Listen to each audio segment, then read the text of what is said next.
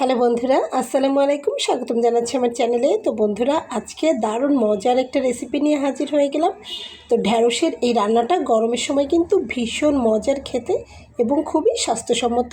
তো দেখুন, আমি এখানে নিয়েছি ঢ্যাঁড়স কেটে, সঙ্গে আলু আর আমটাকে ফালি ফালি করে কেটে নিতে হবে। তো আমি আপনাদেরকে দেখানোর জন্য প্রথমে এভাবেই নিয়ে নিয়েছি। তো এতটুকু ঢ্যাঁড়সের জন্য বড় সাইজের একটা আমের অর্ধেকটা পরিমাণ নিলেই যথেষ্ট বন্ধুরা। আর ঢ্যাঁড়সগুলোকে ঠিক এভাবে আমি আস্ত কেটে নিয়েছি। তো আপনারা চাইলে কিন্তু মাঝখান থেকে কেটে দুই টুকরো করে নিতে পারবেন। আর আলুগুলোকে ঠিক এরকম লম্বালম্বি করে কেটে দিতে হবে, যেভাবে আমরা মাছের ভেতরে দিয়ে থাকি। তো বন্ধুরা, অতি চমৎকার এই রেসিপিটি কিন্তু একবার বাসায় ট্রাই করে দেখবেন যে খেতে কত ভালো লাগে এই তপ্ত গরমের সময়। তো এই রেসিপিটি রান্না করার জন্য যা যা লাগবে আমি একসঙ্গে দেখিয়ে দিচ্ছি আপনাদেরকে।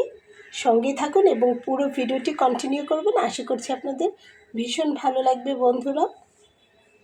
এই রেসিপিটি রান্না করার জন্য লাগবে কাঁচামরিচ। তো ঝালটা যে যেমন খেতে পছন্দ করে ঠিক সেরকম করে নিয়ে নিতে হবে। অবশ্যই কাঁচামরিচটা বেটে নিতে হবে। তারপরে নিতে হবে পেঁয়াজ আর রসুন বেটে বন্ধুরা, এবং এখানে নিয়ে নিতে হবে সরিষার তেল। তো আমি সবগুলো উপকরণ একবারে দেখিয়ে দিচ্ছি বন্ধুরা। সবগুলো উপকরণ দেখুন আমি একসঙ্গে দেখিয়ে দিয়েছি। তো অবশ্যই এই রেসিপিটি কিন্তু পেঁয়াজ এবং কাঁচামরিচ বেটেই দিতে হবে, এবং চাইলে আপনারা এর সঙ্গে কিছু গুঁড়া মশলা ব্যবহার করতে পারেন, আবার না চাইলে গোটা মশলাটা এই ঝাল এবং পেঁয়াজের সঙ্গে কিন্তু বেটে দিতে পারেন। যেমন আমি কাঁচামরিচ, পেঁয়াজ, রসুন এর সঙ্গে বেটে নেব গোটা জিরা এবং গোটা ধনিয়া বন্ধুরা। তো চলুন রান্নাটা দেখে নেওয়া যাক।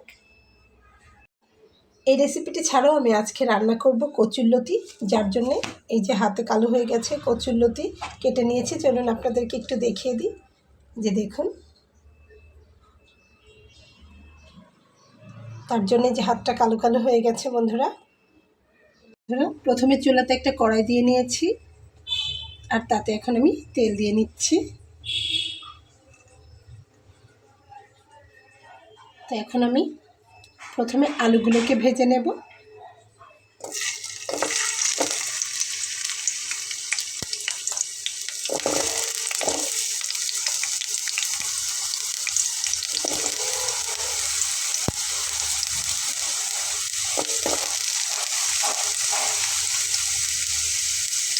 সবগুলো আলু দিয়ে নিলাম।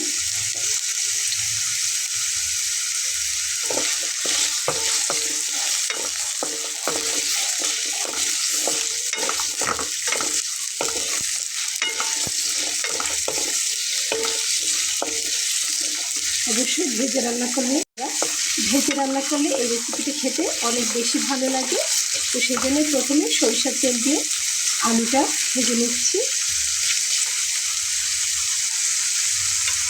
তো বন্ধুরা দেখুন, আলুটা কিন্তু একদম লাল লাল করে ভেজে নেওয়া হয়ে গেছে। আলুটাকে আমি এখন তুলে ফেলবো। এই তেলের ভিতরে আমি ঢ্যাঁড়সগুলো দিয়ে নেব।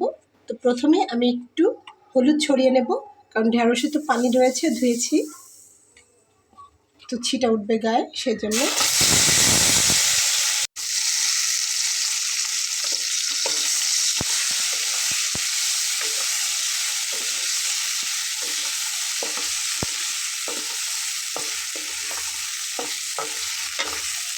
তো বন্ধুরা, আলুটাকে তো খুব ভালোভাবে ভেজে নিয়েছি। ঢ্যাঁড়সটা কিন্তু 10 মিনিটের মতো ভেজে নেব।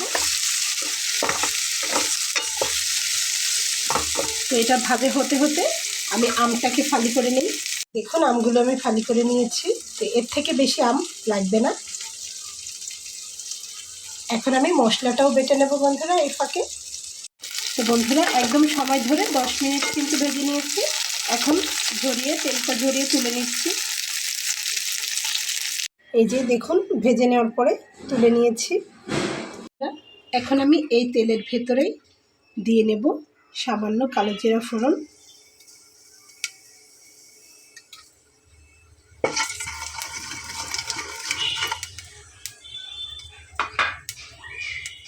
তারপরে এখানে আমি বেটে নেওয়া মশলাটা দিয়ে নেব।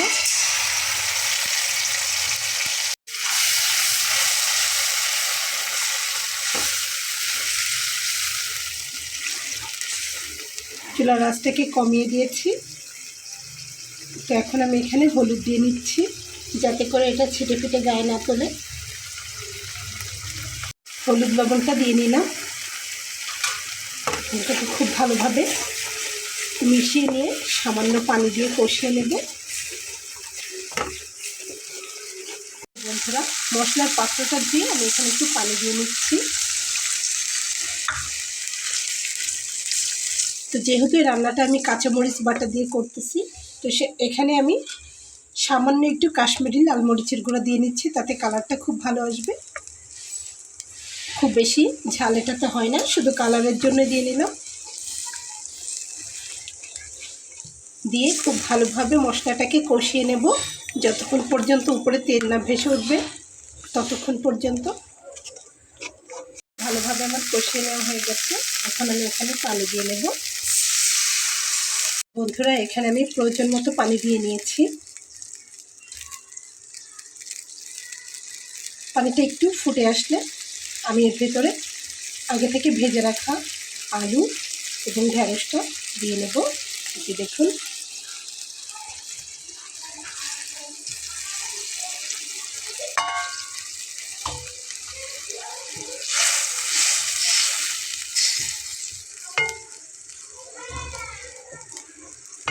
দিয়ে নিলাম।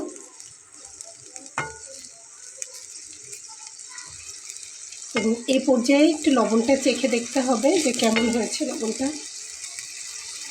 উপর থেকে একটু লবণ ছড়িয়ে দিচ্ছি, কারণ এখানে লবণটা লাগবে।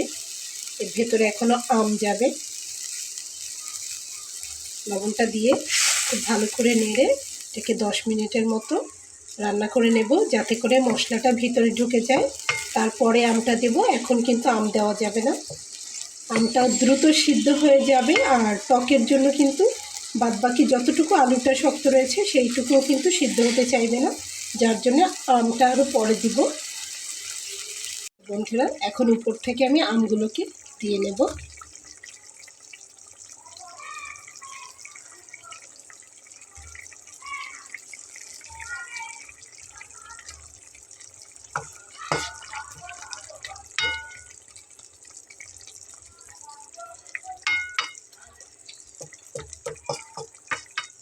আমটা দিয়ে নিলাম। এখন আমি একটা ঢাকনা দিয়ে একটু ঢেকে দেব। তো বন্ধুরা, রান্নাটা কিন্তু প্রায় হয়ে এসেছে। নামিয়ে নেওয়ার আগে আমি এখানে কয়েকটা গোটা কাঁচামরিচ দিয়ে নিলাম। আমগুলো কিন্তু সিদ্ধ হয়ে গেছে, তাই কাঁচামরিচটা একটু ডুবিয়ে দিচ্ছি।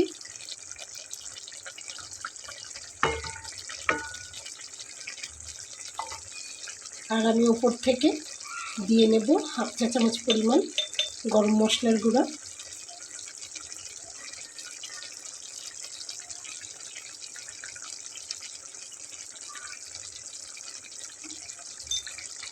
দিয়ে খুব ভালোভাবে মিলিয়ে দিচ্ছি।